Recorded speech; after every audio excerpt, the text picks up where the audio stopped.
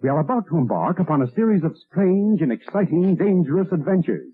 Adventures that will lead us to all parts of the world. Hello and welcome to another Bad Comic Review. This time we're looking at Absolute Power Issue 2. This is a mini-series from DC Comics in 2024, written by Mark Waid, art by Dan Mora, colors by Alejandro Sanchez, letters by Ariana Maher, cover by Dan Mora, associate editor Matthew Levine, edited by Paul Kaminsky. The cover's okay, it does relate to what's going on in the book, but it's not the greatest, but at least it's action-packed, which is really nice to see some action, some danger, heroes in trouble, or about to fight somebody and do something awesome. That's really nice. So I am going to say this is actually a reasonably solid cover, just not in an art style that really suits me. I think it could have been a little bit better, especially because the central figure there is obviously mysterious. They should have shrunk him a little bit and made Superman a little bit more centralized focus because this other character is so darkened. So the heroes have reached what they think is a fairly safe place. Waller is trying to establish which heroes are still on the loose, and quite a few of them are. So she's sending Dreamer and Brainiac Queen to go and hunt them out. There's also a secret weapon. Now Cyborg's down, so Oracle's doing what she can, but she's not getting very far. There is some confusion as to who should be in charge, and Nightwing takes over because this is Dark Crisis. I mean Absolute Power. And he steps up because he's used to leading a team, even though Batman's led several teams like the Outsiders, the Justice League, etc. So I don't know. So Nightwing starts calling the shots for whatever reason. Apparently there was a contingency of some sort for this because they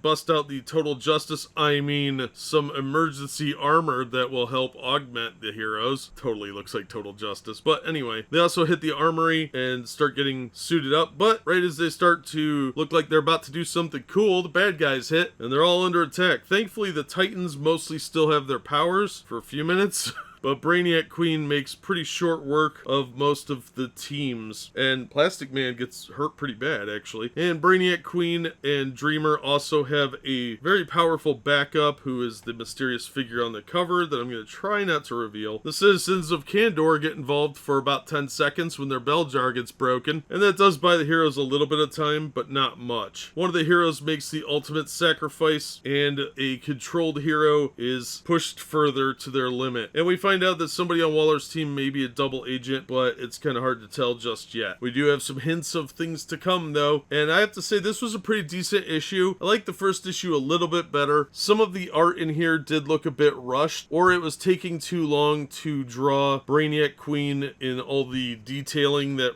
is required there, as well as the controlled hero backup that they had. There was a lot of small detailing there that I think led to other panels being a little bit rushed, but overall the art's okay. It's typical Dan Mora, so if you like his art style, you'll probably like this just fine. They did build up some false hope, though, near the beginning where they're trying to get geared up with equipment and stuff like that, and then suddenly everything just goes horribly wrong. So I think that was actually an interesting story plot, but at the same time, it felt a bit cheap. Still, I did like the story, and I am really enjoying this miniseries, so if you're looking for an actual good DC book, this is actually pretty solid. I've been having a lot of fun reading it, and I'm looking forward to issue 3. It's nice to see Mark Waid returning to just doing superhero comics and not injecting politics into everything. So a solid story all around, decent art. Not a huge fan of that cover, but I am going to recommend this. At $5, the paper quality is kind of garbage, so you might want to wait for the trade paperback and enjoy it that way. I think the single issues do have a better presentation for building anticipation, but the trade paperback will have nicer quality paper, and you'll probably be cheaper in the long run. But that's going to do it for this episode. Thank you so much for listening and supporting the channel. If you enjoyed the video, please hit the like button and don't forget to subscribe so you don't miss future reviews. If you'd like to help the channel out in other ways, links are in the description to various support methods, including the Patreon, or you could join on YouTube as a member. And as always, we hope to see you on the next one.